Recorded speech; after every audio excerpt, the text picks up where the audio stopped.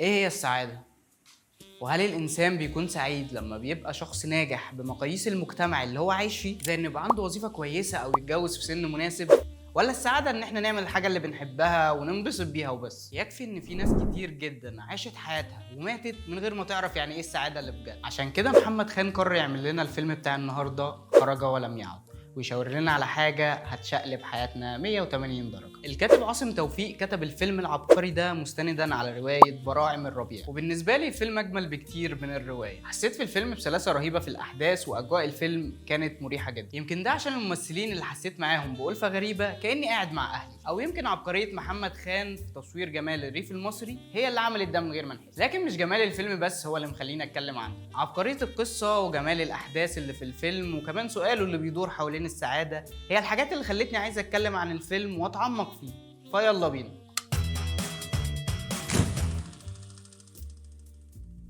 بيبدأ محمد خان الفيلم بجملة بتقول: ربما كانت الشخصيات من الخيال ولكن ثق أن الأماكن من الواقع. وأعتقد إن محمد خان بدأ الفيلم بالجملة دي عشان يقول لنا إن حكايتنا بتدور حوالين الأماكن مش الشخصيات. الأماكن هي بطل فيلمنا الحقيقي، والمكان اللي خان بيقصده هنا هو المكان المناسب لكل شخص عشان يلاقي فيه راحته ويحس بطعم الحياة. مش مهم بقى عطية لقى راحته فين، في الريف ولا في المدينة، المهم إنه لقى راحته في المكان المناسب، مكان مختلف عن اللي عاش عمره كله فيه. ودي الفكرة الأهم في الفيلم، إنك ممكن عادي تسيب المكان اللي اتعودت عليه وفاكر فيه إنك سعيد بجد، وتروح مكان تاني تلاقي فيه السعادة الحقيقية. مش مضطر بقى إنك تمثلها عشان ترضي المجتمع ومعاييره. السعادة تخليك تعيش الحياة مش تتعايش معاها. الفيلم يعتبر رسالة لكل الناس أو دعوة لكل واحد إنه لو لقى مكانه مش مناسب ليه يعمل زي ما عطية عمل في الفيلم لما لقى المكان مش مناسب ليه وخرج ولم يعد. وطبيعي يخرج وما يرجعش تاني ولا يوريهم وشه، لأنه هو حس إن المكان الجديد ده بيته أو وطنه بمعنى صح. ولو فاكر ان انتماء الانسان بيكون للمكان اللي اتولد فيه او اتعود عليه، فدي فكره سطحيه كده. انتماء الانسان بيكون للمكان اللي بيحس فيه بالسعاده اللي بجد. عمنا نجيب محفوظ بيقول: وطن المرء ليس مكان ولادته، لكنه المكان الذي ينتهي فيه كل محاولاته للهروب. وفي فيلمنا المكان هو البطل، لكن المكان هنا مش مقصود بيه منطقة جغرافية مختلفة أو بيت جديد، لأ، مفهوم المكان هنا أعمق بكتير. المكان هنا أي حاجة ممكن تحسسك بالسعادة وتلاقي نفسك فيها. المكان هنا ممكن يكون وظيفة تطلع فيها شغفك أو موهبتك وتقضي فيها وقت جميل. وعطية لأنه كان في مكان مش مناسب بكل المعاني دي، ووظيفة ما اختارهاش ولا بيحبها، مع ذلك مكمل فيها عشان وعد أبوه إنه يبقى مدير عام، ومفيش حتى صاحب يهون عليه العبث ده، فهو حرفيا ما كانش عايش حياته. عطية كان عايش حياة المجتمع رسمها ليه. في مثل بيقول: كل اللي يعجبك والبس اللي يعجب الناس. عطية كان بيطبق المثل ده بحذافيره على مدار حياته كلها، مش بس في هدومه اللي بيلبسها، لا، في حياته حرفيا. عطية كان لابس توب الناس هم اللي مختارينه له، الترقية لمنصب المدير العام اللي ابوه كان بيحلم بيها، والجواز اللي المجتمع فرضه عليه عشان نظرة الناس. التوب ده ما كانش مناسب لعطية ولا عمره كان مرتاح فيه، بالظبط زي دبلة الخطوبة اللي كانت ضيقة وخانقاه،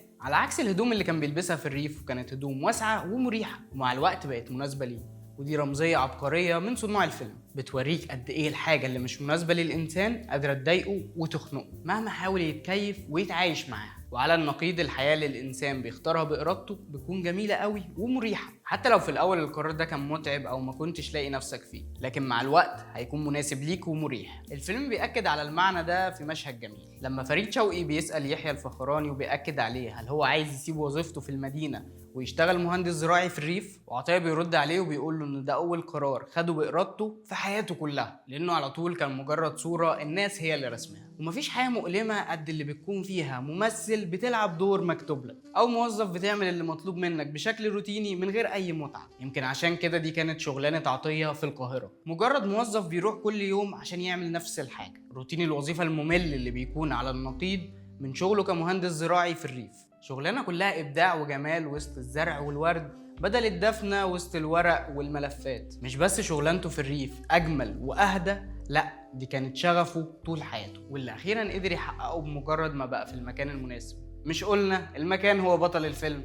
من رمزيات الفيلم العبقرية تركيز محمد خان على مشاهد الأكل اللي فريد شوقي بيتلذذ فيها وهو بياكل وتحسه أسعد شخص في العالم. كانت فكرة عبقرية عشان يوصل لنا ازاي الشخص ممكن يستمتع بكل حاجة حواليه ويكون ممتن لحياته ويعرف يعيش حياته بجد. تقدير فريد شوقي للأكل واستمتاعه بيه كان زي الرسالة اللي بتقولك: انبسط وانت بتعمل كل حاجة، اخطف من الدنيا انبساطك في كل لحظة. دور على السعادة في كل الأوقات، حتى وأنت بتاكل أو بتشرب كوباية الشاي بتاعتك. مش شرط الحاجة تكون غالية أو فخمة عشان تبسطك، بالعكس السعادة ساعات كتير بتكون في أبسط الحاجات اللي حواليك، الحاجات اللي بتعملها كل يوم وأنت مش واخد بالك، لأنك بتعملها بشكل روتيني بالظبط زي ما عطية كان بيعمل في وظيفته. وهنا صناع الفيلم حبوا يقولوا لك خليك زي الراجل الريفي البسيط ده واستمتع بالأكل كأنك بتاكل لأول مرة أو لآخر مرة حتى. بلاش تخلي الروتين والملل يسرقوا منك السعادة دي، وخليك انصح من الحياة. كمان المخرج لما كان بيمشي يحيى الفخراني وسط أغنام كأنه بيقول لنا إن عطية عايش حياة القطيع. القطيع بيكون ماشي في اتجاه معين وهو مش فاهم هو بيعمل إيه، وبيكون عايش حياة مرسومة له ومش هو اللي بيختارها، وبيمشوا ورا بعض عشان خايفين يتوه. صدقني هم نفسهم ما يعرفوش. بالظبط زي ما عطية كان بيسعى ورا الترقية والجواز لمجرد ان الناس قالت له اعمل ده. والفكرة دي في حد ذاتها هي الأزمة اللي في الفيلم. معظمنا بيتكيف مع حاجة الناس بتجبرنا عليها، انت نفسك هتلاقي في حياتك الحاجة دي. ممكن تكون دراسة او شغل انت مش حاببهم او اشخاص مش مناسبين لك. هو ده المكان اللي مش مناسب اللي الكاتب والمخرج بيقولوا لك سيبه واهرب، واوعى تعيش حياة انت مجبر عليها. وصدقني مهما كان تغيير حياتك اللي اجبروك عليها ومكانك اللي انت عارف كويس انه مش مناسب يبان تصرف متعب او متهور، الا ان الجايزه تستاهل كل ده. جايزتك هي المكان اللي عطيه بقى فيه لما اتحرر من كل ده. عطيه وصف حياته الجديده والمكان اللي بقى فيه بانه الجنه، والصراحه انه ما كانش بيبالغ. الجنه هي المكان اللي الشخص بيرتاح فيه وبيحس بالسعاده، وعطيه عمره ما حس بده في القاهره ابدا، لكنه لقى كل ده واكتر في الريف بعيدا عن مشاكل القاهره وروتينها اللي كان مخلي كل ايامه شبه بعض. وبعد ما محمد خان بيأكد على فكرة إن الإنسان اللي عايش حياة عطية في المدينة هو مجرد خروف ماشي وسط القطيع لأنه متكيف مع الناس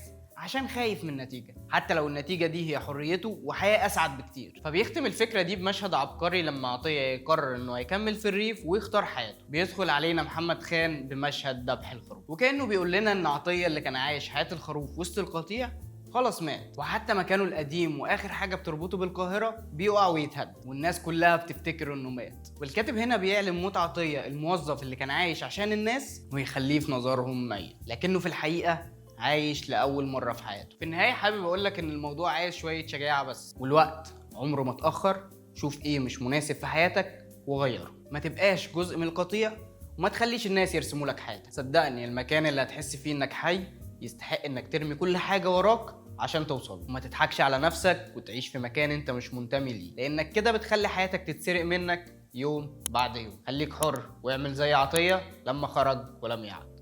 سلام.